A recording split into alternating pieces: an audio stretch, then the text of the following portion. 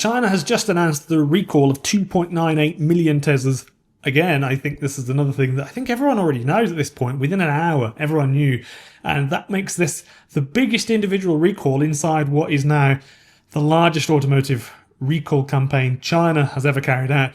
And the strange thing is that this isn't about batteries catching fire or motors or bearings or cars suddenly losing their brakes. It's basically about the doors and making it easy for people to open once if there's a crash or something like that. And it needs to be labelled, and there's got to be a mechanical way out of a car.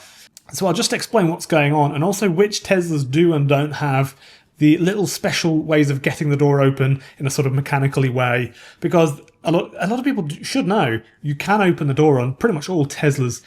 Even if there's a button, there's also another way to open it most of the time. Not all of them, though. So the recall starts on September 25th and covers imported and China-made Model 3s, Model Ys, Model S's and Model X's, so basically all of them. Tesla says the problem is that the mechanical emergency door releases can be difficult to identify. I mean, they are covered under a plastic cap in some of them, so after a serious collision and an electrical failure, so people don't want to be dismantling things or pulling flaps or trying to find something that they didn't know existed in the first place. So it's pretty basic, and it's a pretty good recall to have, I think. So potentially you've got someone sitting inside the car. The normal electronic button just doesn't work anymore. Maybe it's just failed. Maybe there's no crash, and they've then got to work out where the mechanical backup is. Maybe they know about it, but they just don't know where it is. And it's not even that obvious in some of them. So I think it's worth clearing something up straight away, because I've seen people talking about this as though Teslas simply don't have mechanical door releases. That's not simply true. They definitely do. If you've been inside a Model 3 or a Model Y, you'll probably know that on the front doors, there's normally a button that you can press to electronically open the door. It's quite a pleasant thing. I actually like it. I'd choose to have one, but I'd also want to have a mechanical door handle in any car that I own. But just in front of the window switches, there is also a physical lever. If the car loses electrical power, you can pull that lever and mechanically release the door. It's actually quite simple once you know it's there. The issue becomes a bit more interesting, though, when you move back through the seats. On the newer Model 3s and also the Model Ys, there is a mechanical cable for the rear doors as well, but it isn't necessarily sitting there looking like an ordinary door handle. On the current versions, you go into the bottom of the door pocket, lift up a little cover, and then you pull a mechanical cable underneath it. Again, that works perfectly well if you know it's there. But if you imagine that you're a passenger who's never been in that car before, you're in the back seat, so it's potentially not your car.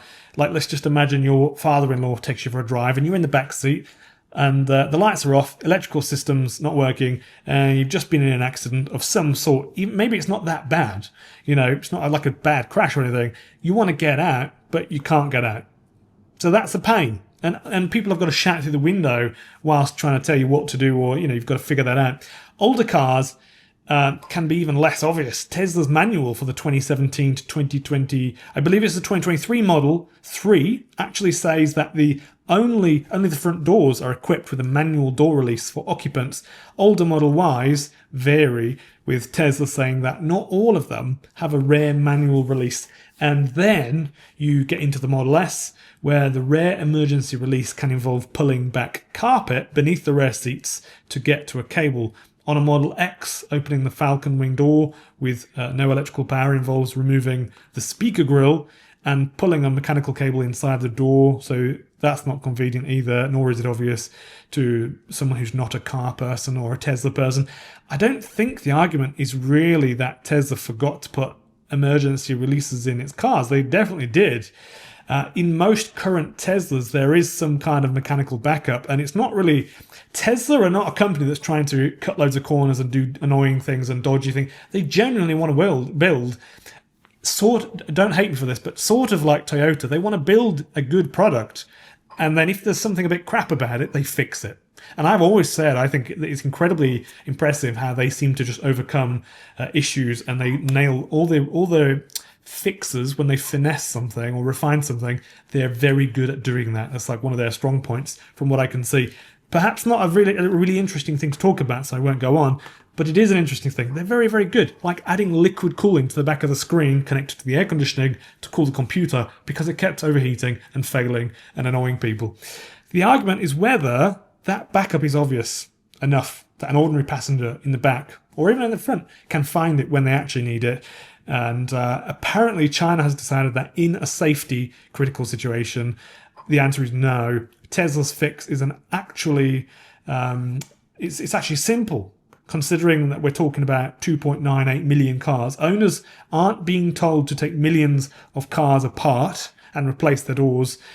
Tesla will be adding warning labels and clearer identification around the emergency releases. So basically, they're going to put some stickers on it, and there will also be an over-the-air update, software update, which automatically lowers the windows following a collision. That's brilliant.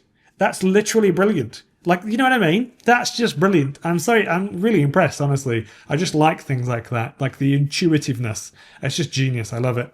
So, Tesla isn't alone here either. The entire Chinese recall covers about 4.3 million vehicles from 9 manufacturers. Xiaomi is recalling 390,000, Leapmotor 371,000, XPeng I think it's 264,000, and Geely and others are involved as well. So this has become an industry-wide problem. And in fairness to Tesla, a lot of manufacturers copied this idea after Tesla made electronic and flush-fitting handles popular. But Tesla does account for by far the biggest number of cars in this recall, because it's almost all of them, which is how we end up with this frankly ridiculous figure, 2.98 million vehicles. That is a lot of stickers, and someone's got to fit them. And China isn't just asking manufacturers to put stickers on existing cars. From 2027, its new rules go further. Vehicles will have to provide mechanical door releases that still work if the electronic system fails, and the interior mechanical release needs to be visible, identifiable, and positioned somewhere that an occupant can reasonably reach and understand. China is also moving away from fully concealed exterior handles too. And again, it's one of another really good things coming out of China these days that a lot of people in Europe or America won't really be too keen to talk about. But they are coming up with some really good rules, like banning dodgy handles and banning fires, which are both not good things.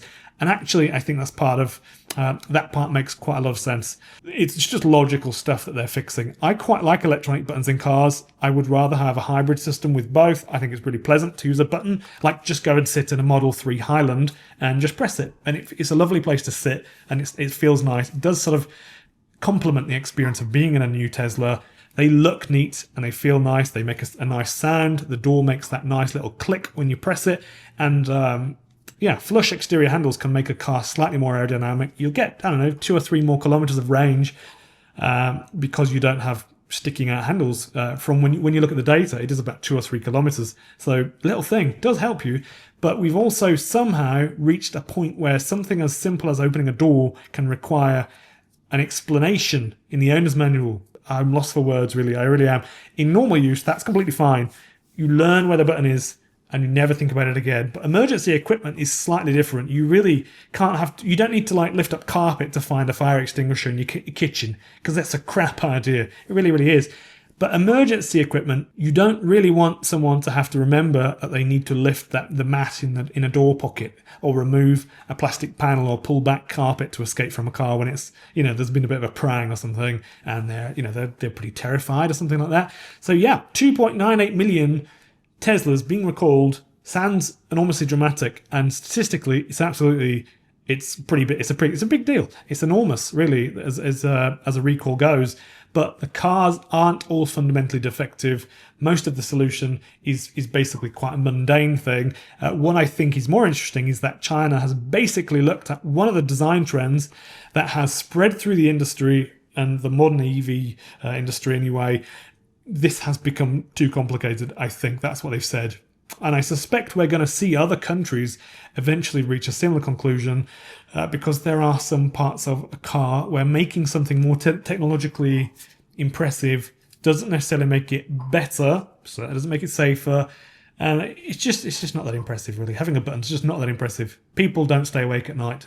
They don't lay awake till 4 a.m. thinking, we need to figure out a better way to open a door because a handle's just too much. I don't think they do that. So Thanks for watching. Folks, the only 25% discount code for Everything Electric Sydney tickets, where I will be from the 18th to 20th of September giving some speeches, is BA20. Feel free to share that. See you there. If you want some advice on your next EV purchase or solar panels or battery storage for your home or your business, book a one-on-one consultation with me. Just go to the link in the description below. Joining as a member on Patreon or YouTube members is a really good way to support the channel, and you also get some extra videos and you get to be a part of our monthly live Q&A sessions. Members are also able to get directly in touch with me if you've got any questions or you want to let me know about something you'd like me to cover.